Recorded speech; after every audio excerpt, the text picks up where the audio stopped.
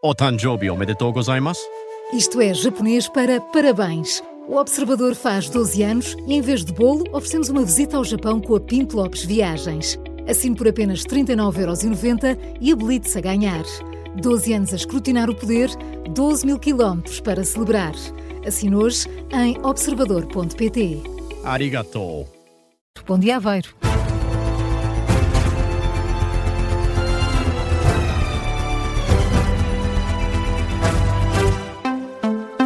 As notícias na Rádio Observador com o jornalista Luís Soares. Pedro Passos Coelho volta a atacar o governo. O antigo primeiro-ministro alerta para o perigo dos políticos postiços que tentam agradar a todos e compara-os a prostitutos sem caráter. André Ventura estava na fila da frente a ouvir e juntos criticaram o governo. Pedro Passos Coelho volta a criticar o governo da AD e desta vez com os ataques a subirem de tom. Foi ontem à noite durante a apresentação de um livro sobre direito constitucional em Lisboa, um evento que contou com a presença de André Ventura, que ouviu Pedro Passos Coelho da primeira fila, sem nunca referir nomes. O antigo primeiro-ministro afirma que pior do que os políticos populistas são os políticos sem caráter. Quando, com medo do populismo, o político do mainstream lhe veste a casaca, para evitar que o populismo chegue pelo voto ao palácio e resolve então ser mais populista do que o populista, fica sem integridade, fica como um prostituto sem caráter. Pedro Passos Coelho voltou também a criticar o papel do governo no reformismo, volta a falar da imigração, que descreve como excessiva no atual panorama europeu. A Europa está a desplaçar, de facto, com esses movimentos imigratórios que são demasiado intensos. E claro, a gente já sabe, não conseguimos viver sem os imigrantes, mas também não conseguimos viver com a quantidade de imigrantes que não se aculturam, que não se integram, que não estão disponíveis, digamos assim, para se identificarem com aquilo que nós podemos chamar a idealização do nosso destino comum. Pedro Passos Coelho, numa intervenção de cerca de 50 minutos, em que defendeu também que a política tem de ter uma dimensão de liderança, voltou também à ideia que transmitiu quando era primeiro-ministro: nem sempre o mais importante é vencer as eleições. Luís, como dissemos, André Ventura esteve a ouvir Passos Coelho na primeira fila. Os dois trocaram impressões e juntos criticaram o governo. Foi ainda antes deste discurso de Pedro Passos Coelho. Os dois estiveram a falar em frente às câmaras de televisão e concordaram sobre a falta de ritmo da governação de Luís Montenegro. Mas precisava de ganhar aqui assim um bocadinho mais de ritmo. Parece-me. Sim, também. As pessoas estão a ficar um bocadinho impacientes. Muito animadas com a falta de ritmo. Mas isso não direi, mas impacientes. Isso parece-me que sim. Sim, era bom, por isso eu disse há pouco, que as coisas ganhassem um pouco mais de ritmo, porque a expectativa é essa que as pessoas têm, não é? Quando fazem escolhas. E as pessoas esperam que esta maioria também, ou seja, que esta maioria no Parlamento também faça essas mudanças, não é? Pois. Eu julgo que sim, pelo menos estão prometidas. Até já. Muito bem, até já. Obrigado. A troca de impressões sobre o papel do governo entre Pedro Passos Coelho e André Ventura ontem à noite perante as câmaras da televisão e também os microfones dos jornalistas. Os dois estiveram presentes na apresentação do novo livro do constitucionalista Carlos Blanco de Moraes no auditório da Faculdade de Direito da Universidade de Lisboa. E as críticas de Pedro Passos Coelho ao governo vão ser o tema do explicador de hoje. É a nossa convidada, a antiga Ministra da Justiça, Paula Teixeira da Cruz, para ouvir, como sempre, logo a seguir ao Jornal das 9. André Ventura é hoje recebido pelo Presidente da República a pretexto da polémica sobre a nomeação do General Paulo Viegas Nunes para a liderança do Ciresp. Um encontro que está marcado para as 11 da manhã no Palácio de Belém, em causa a renomeação de Viegas Nunes para o Ciresp, que levou à admissão do Secretário-Geral Adjunto do Ministério da Administração Interna, António Pombeiro, com críticas e acusações de irregularidades e conflitos de interesse na anterior gestão, entre 2022 e 2024. Ontem, André Ventura disse querer que António José Seguro seja chamado a intervir junto do Governo. Espero poder transmitir ao Presidente da República a preocupação que há sobre as suspeitas de corrupção e de conluio à volta do Ciresp.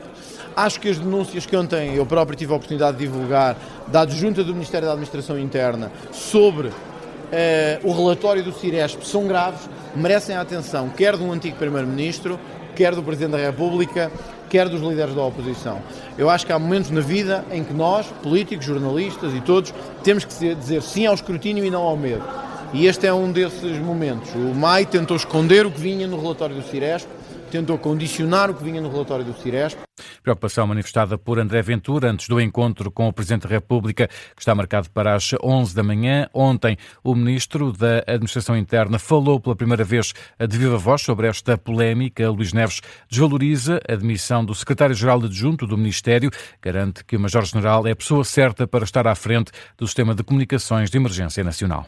O Ministro da Educação confirma um ajuste no processo de atribuição da Bolsa de Incentivo a estudantes do ensino superior com menos rendimentos. Este apoio, Luís, vai ser atribuído só no primeiro ano da licenciatura. O Governo tinha anunciado que os alunos com menos rendimentos que chegassem ao ensino superior teriam, além da Bolsa de Estudo, um apoio extra de 1.045 euros por ano ao longo de todo o curso. Na segunda-feira, o Jornal Público noticiou que o Governo tinha recuado nessa intenção. Fernando Alexandre recusa falar em recuo, fala num ajuste. Afinal, a Bolsa vai ser atribuída apenas no primeiro ano do curso e explica a razão. O não ser atribuído a partir do segundo ano tem a ver com o facto de nós estimamos que cerca de 25% a 26% dos alunos com este modelo vão receber a Bolsa Máxima. E por isso, quando vamos ter mais de 25% dos alunos a receber a Bolsa Máxima, eu diria que eles estão todos na mesma condição, a partir do segundo ano. Não estão no primeiro, porque apesar de tudo, apesar de estarem todos elegíveis para a Bolsa Máxima, há uns que têm ação social escolar escalão 1 e há outros que não têm, e privilegiamos esses porque sabemos que esses têm mais dificuldades para o acesso, mas a partir do momento em que eles estão lá dentro, eles vão receber todos o mesmo incentivo, que é uma Bolsa Máxima que para a licenciatura são cerca de 7.800 euros, o que quer dizer que, para além da propina, são cerca de 720 euros por mês. Declarações de Fernando Alexandre, à agência Luz em Londres, onde esteve numa visita técnica a propósito da criação da Agência para a Investigação e Inovação. O Ministro da Educação adianta que a medida pode ser reavaliada no próximo ano. O Ministro dos Negócios Estrangeiros vai mesmo ser ouvido no Parlamento sobre a base das lajes, mais concretamente sobre as declarações do Secretário de Estado norte-americano Marco Rubio. PS e LIVRE apresentaram requerimentos para ouvir Paulo Rangel com caráter de urgência. A Comissão de Negócios Estrangeiros aprovou o pedido do LIVRE e chumbou do PS, em causa as declarações de Marco Rubio, que elogiou Portugal e afirmou que o Governo deu autorização para a utilização da base das lajes no conflito com o Irão, ainda antes de saber qual seria o pedido. No início da semana passada, o Ministro Paulo Rangel já se tinha declarado disponível para ser ouvido pela Comissão Parlamentar. Também anunciou que poderia fazer a audição à porta aberta, mas o LIVRE e a Iniciativa Liberal defenderam que, pelo menos em parte, os trabalhos deviam decorrer sem a presença da imprensa. A decisão cabe aos deputados que ficaram de avaliar esta matéria. As temperaturas altas estão a deixar a Europa Ocidental sob alerta. Do Reino Unido à França, os termómetros continuam a bater recordes. E também Portugal vive dias de calor. O Instituto Português de Mar da Atmosfera colocou hoje todos os distritos sob aviso amarelo, à exceção de Faro, devido ao calor acima da média. A jornalista Matilde Malva Sabino tem estado a olhar para aquilo que se passa ao longo da Europa, mas começamos, Matilde, por Portugal. As máximas devem manter-se elevadas, sobretudo no interior e sul do país, onde vão chegar aos 39 graus Celsius. A Proteção Civil alerta para cuidados redobrados com idosos, crianças e trabalhadores ao ar livre, sendo que a tendência é de persistência do calor sem descida significativa nos próximos dias. E quanto à França, Matilde, já há vítimas mortais a registrar por esta vaga de calor.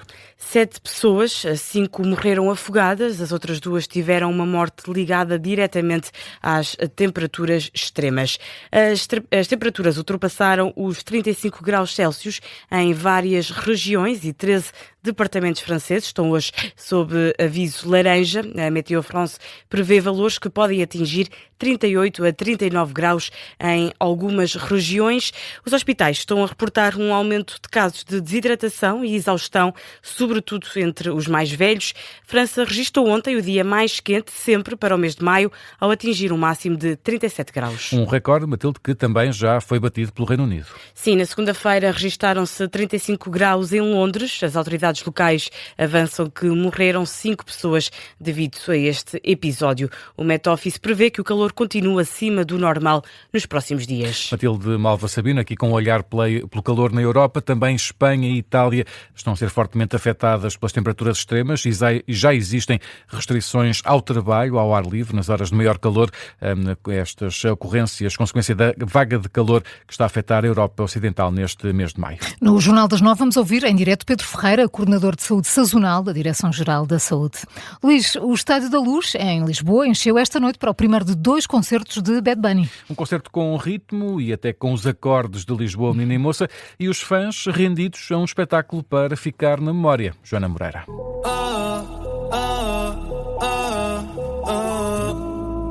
Otros 11 bonitos que veo en San Juan. Fogo de artifício, reggaeton e muito perreo. Foi assim o concerto de Bad Bunny esta terça-feira, na primeira de 2 datas em Lisboa. O Estádio da Luz estava praticamente cheio para receber o artista de Porto Rico, que desfilou em grande parte temas do aclamado álbum Devi Tirar Mais Fotos, um dos grandes discos de 2025 e que o catapultou para uma das maiores estrelas do mundo. Em Lisboa, o alinhamento do concerto pouco mudou desde o início da digressão, mas uma música foi exclusiva. Estamos Bien, canção de 2018 que o cantor fez questão de frisar que não repetirá ao longo da tour. De resto, foi um espetáculo memorável para os fãs que aguardavam pela estreia do cantor em Portugal, um concerto sem grandes momentos mortos, com ritmo, a culminar com Devi Tirar Mais Fotos, o single que dá nome ao álbum, e que o cantor fez questão de pedir que, ao contrário do que o título sugere, os fãs guardassem os telemóveis para sentir o momento. Diz Bad Bunny que o álbum Devi Tirar Mais Fotos também é sobre tirar fotos, mas com o coração. Foi assim a primeira noite em Lisboa. Esta quarta-feira, há a segunda dose de Benito, também no Estádio da Luz, às 8 da noite. Joana Moreira, que assistiu a este primeiro de 2 espetáculos de Bad Bunny em Lisboa, além de Espanha e Portugal. A digressão na Europa inclui também datas em vários países, como Alemanha, Países Baixos, Reino Unido, França, Suécia, Polónia, Itália e também na Bélgica. 7h10, Luís Soares, que outras notícias estão em destaque nesta manhã de quarta-feira?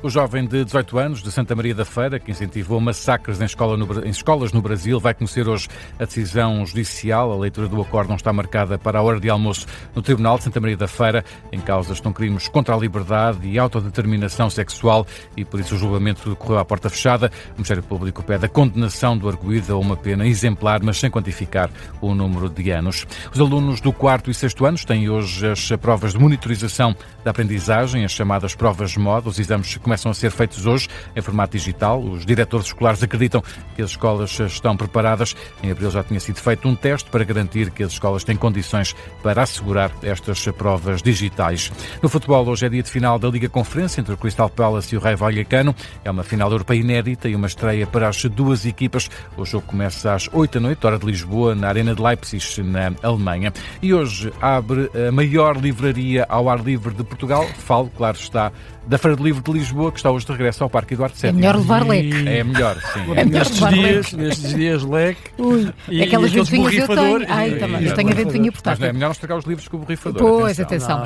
Esta é a edição número 96, não é, Luís, do evento, que este ano conta com um programa de 19 dias. São, ao todo, 350 pavilhões, 900 marcas editoriais e mais de 2.000 eventos. São números muito grandes. Há também sessões de autógrafos, apresentações de livros, debates, atividades para as famílias. Há encontros com autores nacionais e internacionais. É pelo menos o que permite a Associação Portuguesa de Editores e Livreiros, que organiza a Feira do Livro de Lisboa em parceria com a Câmara. A abertura é hoje, às 8 da noite, e conta com a presença, por exemplo, do Presidente da República.